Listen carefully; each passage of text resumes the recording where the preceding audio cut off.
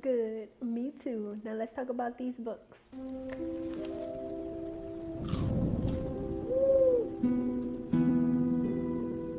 Yes, yes, yes, yes, yes, yes. Okay, yes. Yes. Hi, I'm Maya, and if you did not know, we do beauty, books, games. You know, we don't just stick to one niche around here.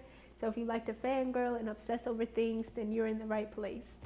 So today I have my library haul. You guys already know I'm a library girly, okay? I'm always in the library. That is my happy place. Who's with me, okay?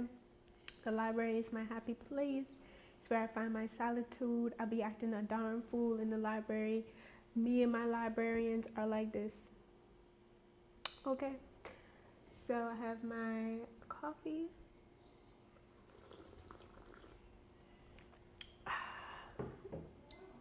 And let's talk about these books that I got. I'm so excited for the new little books that I found at the library, and I can't wait to share them with you. Let me know and comment down below if you read any of these books. And let's get started. So when I tell you I screamed when I saw this bad boy, I screamed to the top of my lungs, okay, in the library when I saw this on their new incoming books that they have on their shelf. They have like a shelf with all the new books that they've received, and I always hit up that shelf. So I saw this, Home Before Dark, by the Riley Sager. I am no stranger to Riley Sager. I've read Survive the Night, which is one of my favorite thrillers by him, and I really feel like nobody talks about that book as much as they should. But Survive the Night is definitely one of my favorite thrillers, and I feel like that book just gaslights you to a T. It just gaslights you. I've also read Final Girls. That was the first book that I read by Riley Sager. And then I also read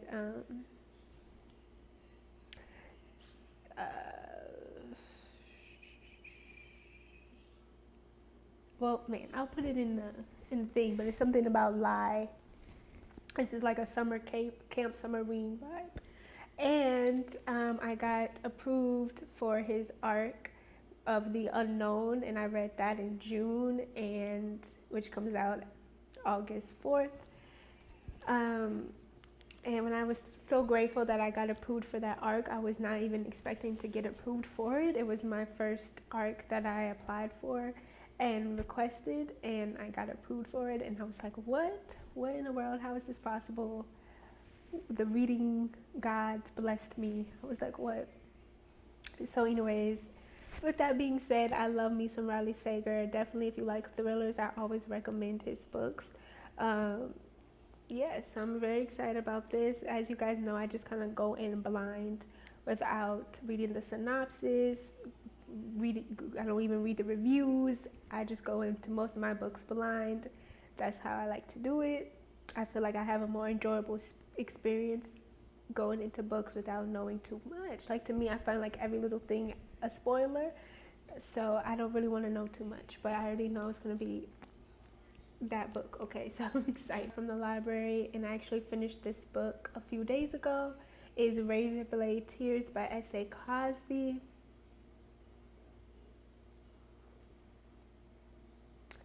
Dare I say that this might be one of my favorite books that I've read this year.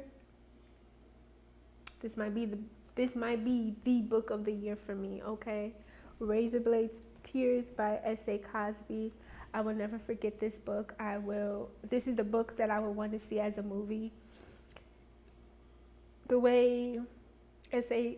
Cosby orchestrated this book, he was such a genius with the plot of this storyline, the characters, how they're opposite, but they're dealing with both of their sons being murdered, and they're being brought together, trying to avenge their sons. And we could just see their regret, the characters' sorrow, their rage. This how society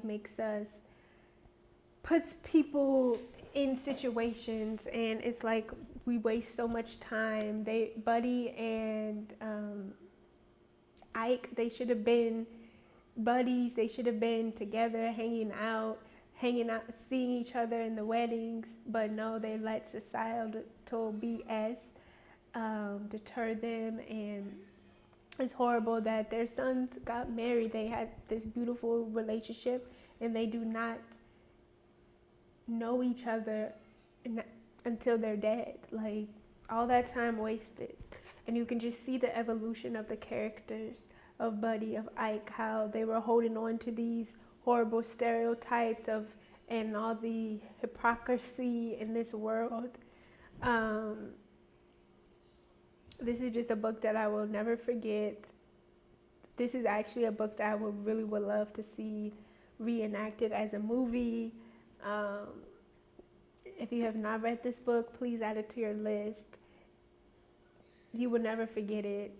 These characters, and shout out to Maya and Jazzy, the two black women in here, holding it down, educating Buddy and Ike when, on their BS. And they were the healers in this book, as black women are. They were allies. They were not putting up with none of the hypocritical biases, stereotypical ideas of Buddy and Ike. Like, they would put them in their place. They were the safe place. And I was just like, yes, go Maya, because that's my name as well. So I just felt so honored that he picked Maya as the name of the character of Ike's wife, because she was a baddie. Okay, she was a baddie. Like, she was a whole nurse. She loved her son and accepted him and respected him. She did not judge him because he was gay or anything like that. She just had love in her heart, and she still has love in her heart and forgiveness. Yes. So this is just a book that teaches us about, like, how we need to be reflective of ourselves and evolve and be critical, and there's always room for growth, always room for change. Yeah. The next book is actually a manga, and I actually already started reading some of it, as you guys can see by my bookmark. And my bookmark looks like this. It has the calavera sugarcane skull on it, and I love it. But this is Fruit Baskets Volume 2, and I just love it. Fruit Baskets Volume 2 by Natsuki Takaya, and I'm really enjoying these manga series. It's very youthful. It has a lot of life lessons, which is what I really enjoy about it. And if you just want to escape and add a little bit of magic and sugar plum pickles to your life, then you will enjoy this. We kind of get a little bit of rivalry, love triangle situations. I love the cat and the rat. It's basically this big family with their change into an animal from the Chinese zodiac, and I think that is so cool. I love animals, and I think the magic system in here is amazing. So I don't know, I just like nerding out over this manga. If you've read this manga, let me know. But it's so heartfelt, so heartwarming. If I'm not in a really good mood, this manga just lifts me up. Our main character, she's so endearing, and she's so charming. She reminds me of myself. So I definitely recommend this manga. The next book that I got, this is not the first book that I've read by S.A. Cosby. He just keeps knocking it out the park for me. I've read King of Ashes, as well as My Darkest Prayer. So yes, but this was it for me. This was it. Next, we have my girl Lisa Jewell. My girl Lisa Jewell. I am no stranger to Lisa Jewell. Pretty much done read her whole catalog, minus a few, but I'm obsessed with Lisa Jewell's books, her thrillers. So yes, I pretty much read every single one. So I can't wait to read this one. This one is called The Truth About Melody Browne. And like I said, I don't read the back. I just go in. So if you want to know what it's about, go to Goodreads. I'm not the one to tell you what it's about right now until I read the book and can give you a little bit. But right now, I'm just going in blind. And then the last book that I got from the library is Cheaters by Jerome, Dickey. So yes, I did read one of his short stories before, but I definitely wanted to get into some Jerome, Dickey. He's a phenomenal Black author, very renowned. So I wanted to get myself into this. Okay. So yes, I will put the book cover of the book that I've already read by him, and I really enjoyed it. I gave it 5 stars. So yeah, the cover and the title just gives it away already. Like, I'm already intrigued. So yes, but that is all that I got from the library. I'm such a library girly. Let me know if you liked any of these books, or if you're gonna add any of these books to your list, to your TBR. Let me know.